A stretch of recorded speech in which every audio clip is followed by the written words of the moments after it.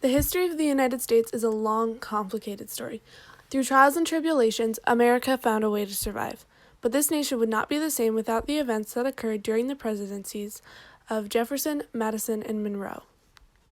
Our story begins before the election of 1800. Federalist leaders Hamilton and Adams were more focused on bashing each other than they were on running for president. Adams would be a bad president. He's not suitable for the job. I've even written this pamphlet explaining why he would be an unsuccessful president. It was actions and comments such as these that put the Federalist Party out of luck and left only two presidential candidates, Jefferson and Burr, both of which were Democratic Republicans. I want the status of being president of our great nation. Please elect me.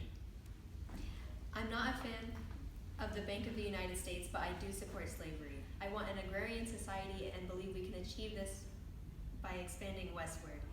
There's land in the West that can be ours if you vote me for president.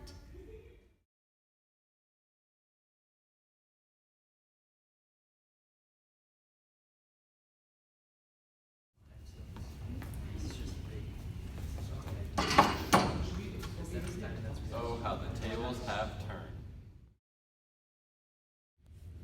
I've been thinking, Livingston, now that I've been president for a few years, I can finally help the U.S. become an agrarian society. No more of this federalist manufacturing nonsense. Let's start with the land. There's some to the west that I have my eye on.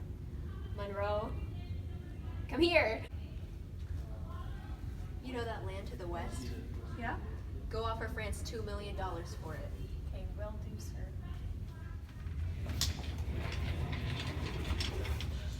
So I heard you wanted our land. That's correct.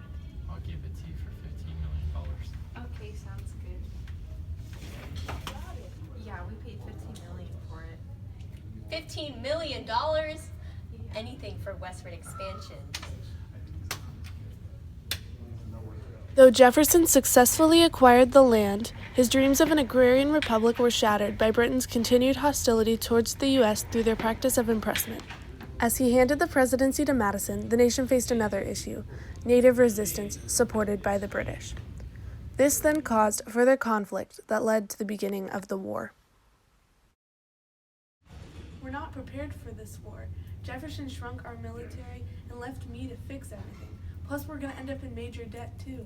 What have we gotten ourselves into? The fighting continued for roughly 2.5 years until the Treaty of Ghent was signed in December of 1814.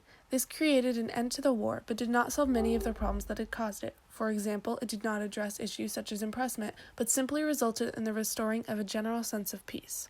With the end of the war, Henry Clay, a former war hawk, believed some changes needed to be made in order for America to make improvements in the unification of the country. We need to correct the ills that cause depression and unify the country. I believe a grand multi-part system would be the solution. Sounds good. I'll pass some policies to get us on the right track. They reestablished the Bank of the United States, made internal improvements such as better transportation systems, and established tariffs. As the plan went into action, America's state began to improve. The addition of canals and connecting roads provided the nation with much-needed transportation and communication routes. The bank allowed for national currency and the regulation of it. America was once again improving as a result of this new system. As the U.S. finally reached a more peaceful time, they were able to continue solving their issues and unifying the nation, beginning with the new states created by Jefferson's westward expansion. If Missouri was to be admitted as a free state, their congressmen would agree to northern positions on different subjects.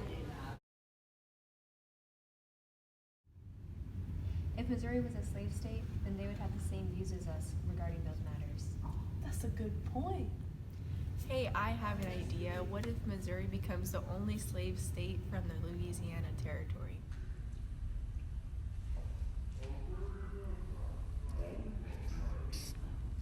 And so, our great nation was finally back to solving simpler issues and living in a more peaceful time. The United States successfully navigated its way through a time of difficulty and emerged as a new, changed nation because of the events that occurred throughout these presidencies.